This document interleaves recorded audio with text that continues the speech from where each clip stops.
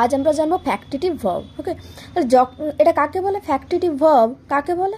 যখন কোনো transitive verb অতিরিক্ত ওয়ার্ড বা অবজেক্টের কমপ্লিমেন্ট ছাড়া তার অবজেক্ট দ্বারা সম্পূর্ণ অর্থ প্রকাশ করতে পারে না, তখন তাকে বলছে এই ফ্যাক্টিটিভ ভার্ব। মানে কি? দেখো এক্সাম্পল দেখো, দে মেড হিম কিং। এখানে দে হচ্ছে সাবজেক্ট, মেড হচ্ছে একটা ভার্ব, আর হিম হচ্ছে অবজেক্ট। কিন্তু যদি আমরা কিংটা ঢাকিয়ে দিই এবং বলি যে দে মেড হিম, তাহলে দে মেড হিম হোয়াট? একটা প্রশ্ন থেকে যাচ্ছে যে তারা তাকে কি বানিয়েছিল, they made him what.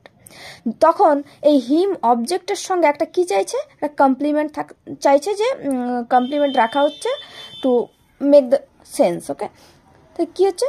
They made him king, তারা কি বানিয়েছিল? তাকে কিং বানিয়েছিল। যদি এই কিংটা না দিই, এই অবজেক্টের কমপ্লিমেন্টটা না দিই, তাহলে কিন্তু আমাদের এই বাক্যের সেন্সটা সম্পূর্ণ হচ্ছে না। তাহলে ফ্যাক্টিটিভ ভার্ব এটাই, যে যখন কোনো ট্রানজিটিভ ভার্বের সঙ্গে এই যে অবজেক্ট, এই অবজেক্টের কি লাগবে? একটা অন্য নতুন ওয়ার্ড বা অবজেক্টের কমপ্লিমেন্ট লাগবে পুরো সেন্সটা তৈরি করতে, পুরো অর্থটাকে সম্পূর্ণভাবে প্রকাশ করতে, তখন তাকে বলছে ফ্যাক্টিটিভ ভার্ব। তাহলে এখানে ফ্যাক্টিটিভ ভার্ব কোনটা? এখানে মেড হয়ে যাচ্ছে আমাদের ফ্যাক্টিটিভ ভার্ব।